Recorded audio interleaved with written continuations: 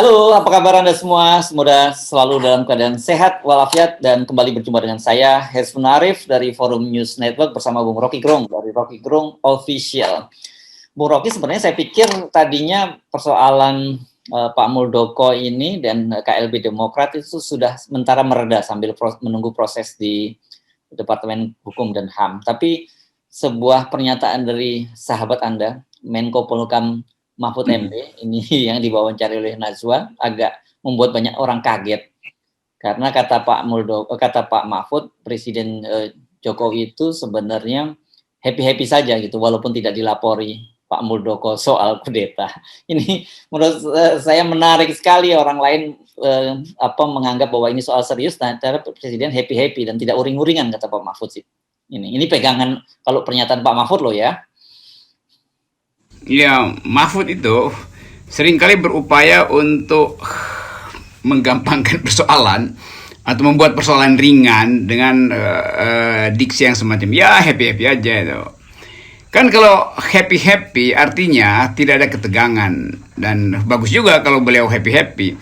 Artinya beliau nggak paham tentang arus bawah, itu sangat bagus. Walaupun udah hanyut dia nggak tahu bahwa dia udah hanyut kan, karena happy-happy begitu kan. Jadi saya kira nggak ada soal. Karena itu memang tidak terhubung antara peristiwa Sibolangit dengan kepedulian presiden.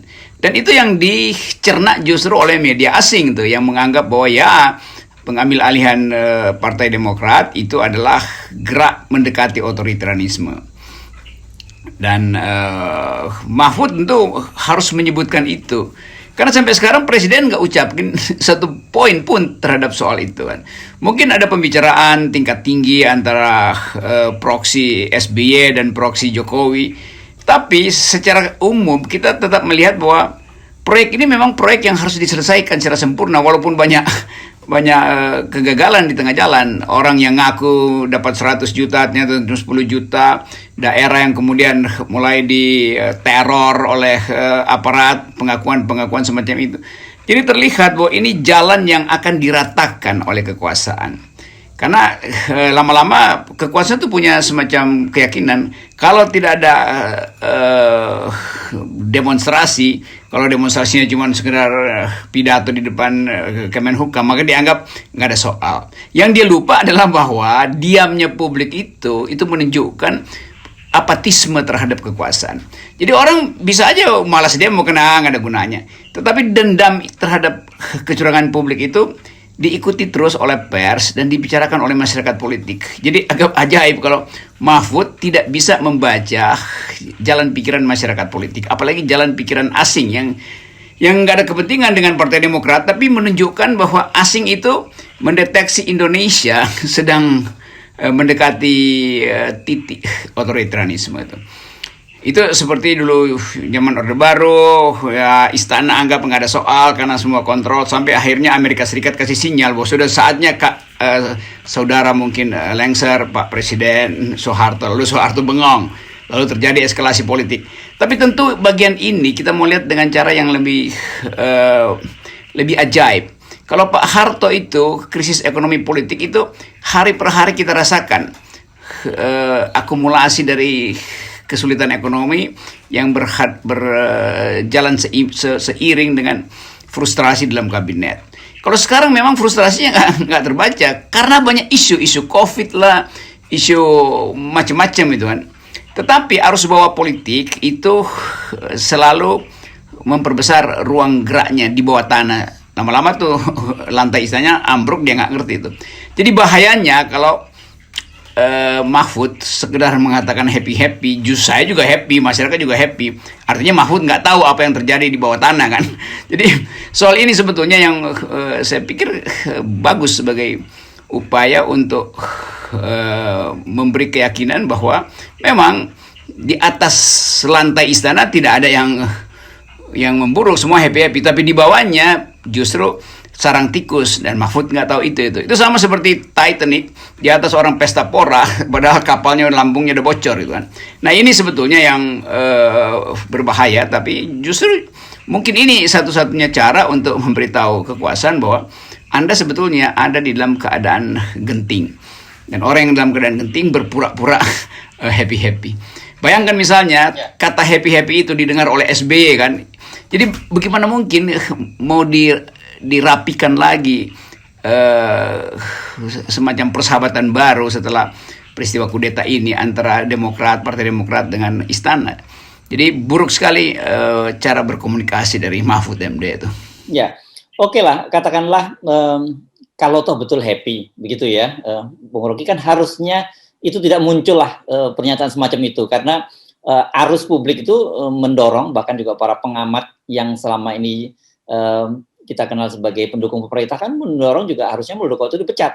Gitu yang terjadi kok malah ini kan menurut saya sangat tidak sensitif dari sisi komunikasi politiknya. Ya, satu hal tidak sensitif udah pasti. Yang kedua adalah ketidakmampuan untuk menghasilkan proposal baru untuk mempertemukan kembali Demokrat dengan Istana sebetulnya kan.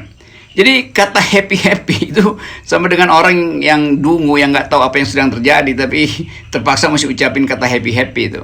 Atau memang Mahfud ya udah frustrasi aja, dia nggak tahu, dia nggak nunggu juga keterangan presiden nggak manggil dia. Muldoko juga asal nyebut karena presiden juga anggap ya nggak ada penting-pentingnya. Jadi semuanya kembali pada macetnya pengetahuan orang di sekitar istana tentang pikiran presiden. Dan memang presiden nggak punya pikiran soal itu, dia cuma nunggu aja. Presiden ini kan selalu bereaksi terhadap apa yang 2 hari ada di dalam berita media tuh. Jadi kalau dia merdu, presiden diam aja tuh.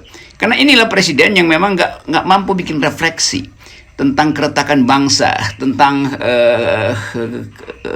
keburukan mental para politisi di sekitarnya, tentang bahayanya demokrasi itu dipermainkan hanya oleh satu amplop dari kekuasaan tuh. Jadi kan presiden mestinya dari awal saya menganggap ini peristiwa di mana presiden menjadikan peristiwa ini sebagai kasus belli untuk dia mengucapkan ulang demokrasi itu kan. Karena justru ini bagian yang paling bagus momentum yang dia peroleh. Tapi kalau dia cuma happy dan tetap bisu karena nggak bisa menghubungkan akalnya dengan mulutnya, maka orang anggap bahwa ya memang dari awal presiden hanya bisa pelangak-pelongo tuh. Jadi nggak kaget lagi orang kalau Mahfud akhirnya juga harus mengucapkan hal yang sama. Happy artinya kan nggak ngerti apa-apa kan. Ya, banyak orang sebenarnya sekarang menunggu-nunggu sebenarnya bagaimana sikap dari istana, karena diamnya istana itu bisa diartikan bahwa istana mendukung. Tapi kemudian yang muncul ternyata Pak Mahfud MD, satu, ini menariknya gini. Satu, dia mengaku sudah bertemu dengan Pak Muldoko, dia sudah bertanya, kenapa kok dia pergi ke Medan tidak lapor pada presiden, disebutkan bahwa itu kan itu urusan pribadi. Dan kemudian setelah peristiwa setelah KLB berlangsung ditanya kenapa juga tidak melaporkan, ya karena tidak ditanya oleh presiden. Dan kedua, tadi dia menyebut bahwa presiden tidak uring-uringan dan itu happy saja. Saya sejujur saja saya kehabisan, saya speechless itu, saya sulit untuk bicara bagaimana menjelaskan ini, Bung Rocky. Semua orang bingung kalau tiba-tiba menemukan presiden yang gagu. Orang itu dia happy karena gagu mungkin, atau karena gugup membuat kalimat. Tetapi tetap publik menganggap ya udah kalau happy ya nggak usah ngomong apa-apa gitu kan. Jadi ya udahlah. Publik akhirnya mengambil kesimpulan berarti presiden memang tutup mata terhadap kudeta itu tuh. Tutup mata artinya menyetujui. Jadi dia senyum-senyum tuh. Yang masalahnya ini kudeta yang tidak sempurna di mana perencanaannya gagal. Kan sebetulnya Pak Muldoko mungkin kesel pada agen-agen dalam Partai Demokrat yang nggak bisa membereskan soal administrasi atau keuangan sehingga dia terjebak akhirnya. Jadi seluruh dunia bahkan satu negeri ini itu menghujat perilaku Muldoko. Dan presiden anggap itu bukan soal, itu happy aja. Itu kalau cuma 2 hal, atau dia memang mengalami demensia, lupa ingatan, atau memang ya wataknya memperlihatkan bahwa dia menyetujui itu. Nah, saya lebih cenderung sebetulnya menganggap presiden menyetujui tapi karena gagal maka dia nggak mungkin hukum Muldoko tuh. Kan kalau dia bilang kalau Muldoko dihukum kan itu pertanda bahwa perencanaannya buruk kan. Bukan karena Muldoko bersalah, lu bego banget gua suruh begini, kira-kira begitu kalau kata anak Betawi itu. Tetapi itu lepas dari soal kalkulasi-kalkulasi taktis begitu, saya tetap menganggap bahwa presiden buta huruf terhadap demokrasi. Peristiwa yang sangat tidak demokratis dianggap sebagai happy-happy itu. Jadi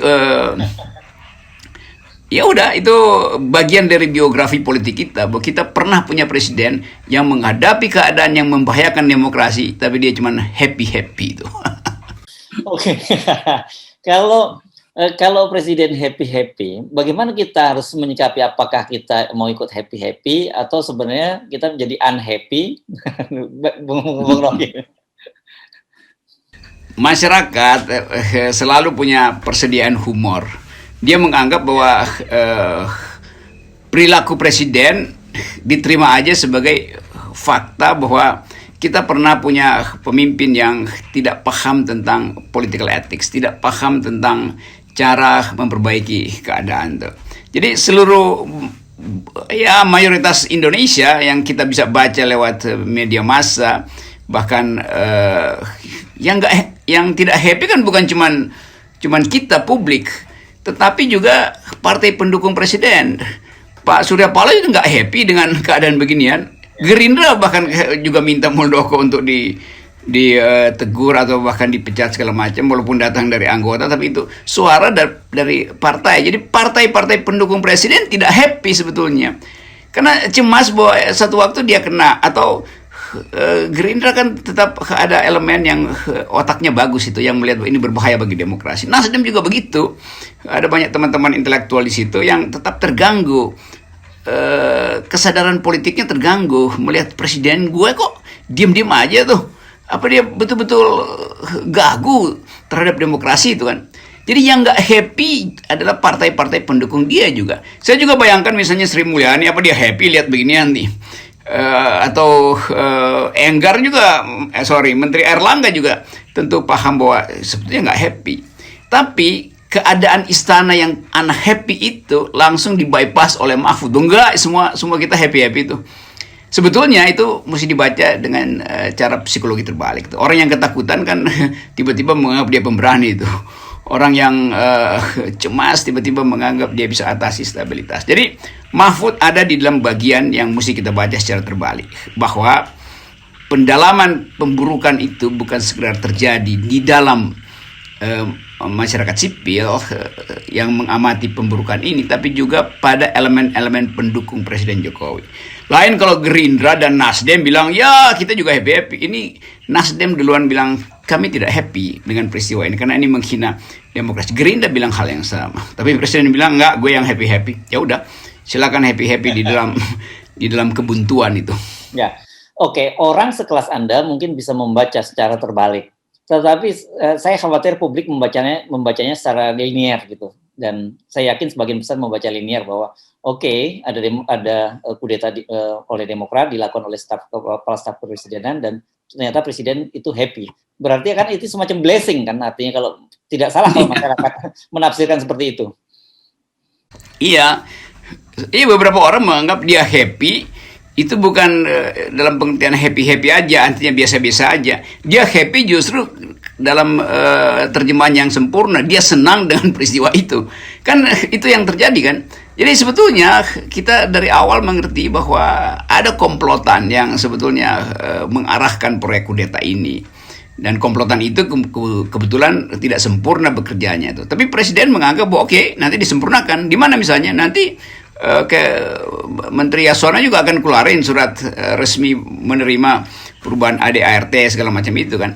Jadi presiden masih berpikir bahwa ini akan berujung pada sukses, karena itu dia happy-happy aja tuh. Jadi secara tidak sadar sebetulnya dia bilang, iya gue itu yang ada di belakang situ tuh, buktinya nih gue happy-happy aja kan begitu kesimpulannya. Oke, tapi kita menyisakan satu prasangka baik bahwa kepada presiden, karena ini kan yang baru menyampaikan Pak Mahfud gitu ya, dan dalam banyak kasus kita mendapatkan fakta Pak Mahfud itu salah menafsirkan apa yang petunjuk dari presiden. Contoh yang paling nyata pada waktu kasus Habib Rizik Syihab, pada waktu itu kan dia menyatakan dia yang akan semua disambut ketika dia pulang, tapi kemudian salah, dampaknya dipecat. Nah, ini jangan mudah-mudahan saja ini kita berpikir semacam itu, jangan-jangan Pak Mahfud mengulangi blunder yang sama lagi gitu. dan presiden. Pak Mahfud udah tahu. Ya. Pak Mahfud udah belajar berkali-kali. Kalau dia bikin salah pun presiden tetap happy-happy tuh. jadi jadi memang ini presiden kita ya happy-happy aja. Dan semua orang juga tahu masalah itu. Mahfud sekarang dengan santai menganggap bahwa gue ngomong apapun nggak bakal dipecat presiden kok.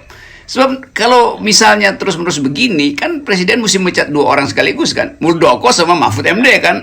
Karena gue bukan happy-happy Pak Mahfud, jangan bilang saya senang itu. Tapi karena presiden nggak paham, jadi kayak orang yang nggak punya pengetahuan, lalu dia bengong aja mau ngapain gitu kan. Itu yang terjadi. Kalau naik gunung itu orang artinya dia mengalami halusinasi karena kekurangan oksigen. Saya nggak tahu presiden halusinasi dengan cara yang sama atau enggak tuh. Tapi itu soalnya. Ya, hipoksia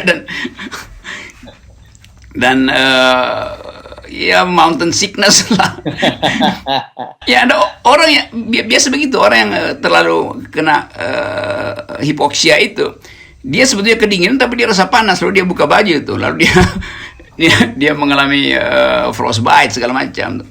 Jadi udah kita harus terima ini sebagai fakta bahwa presiden kita ya begitu, tidak mampu untuk melihat realitas dan membayangkan ada solusi yang akan dia temukan, entah itu wangsit dari langit atau wangsit dari gorong-gorong, saya nggak tahu. Oke. Bung Rocky jujur dalam situasi saat ini agak sulit kalau saya diminta untuk happy. Bukan karena persoalan saya mendukung SBY atau Demokrat, tapi ini kan persoalan bagaimana masa depan demokrasi kita mengalami pemburukan gitu. Tetapi karena presiden happy, saya kira saya juga akan mencoba untuk belajar happy saja melihat situasi saat ini. Yes, karena teguran dari publik dia nggak paham, teguran dari internasional dia juga nggak paham karena mungkin dia nggak ngerti apa yang dimaksud dengan move closer to single party rule. Jadi itu mesti diterjemahkan Australian majalah koran Australia itu pada presiden supaya presiden paham bahwa gue happy ternyata masyarakat sipil tidak happy, bahkan pers dunia tidak happy itu. Nah siapa yang bisa bisikkan itu? Kan mesti ada orang yang beritahu, presiden Anda sebetulnya dipandang oleh warga Anda sendiri dan bahkan warga dunia sebagai udah telanjang. Jadi ya tapi gue happy aja. Iya, karena nggak ada yang bilang bahwa Anda sebetulnya dalam keadaan bahaya. Itu soalnya. Jadi udah buat saya juga saya happy aja karena mempercepat delegitimasi kan. Oke. Baik. Terima kasih Bung Rocky. Salam happy. Yes, happy had a baby itu lagunya. Oke, Hers, bye. Bye.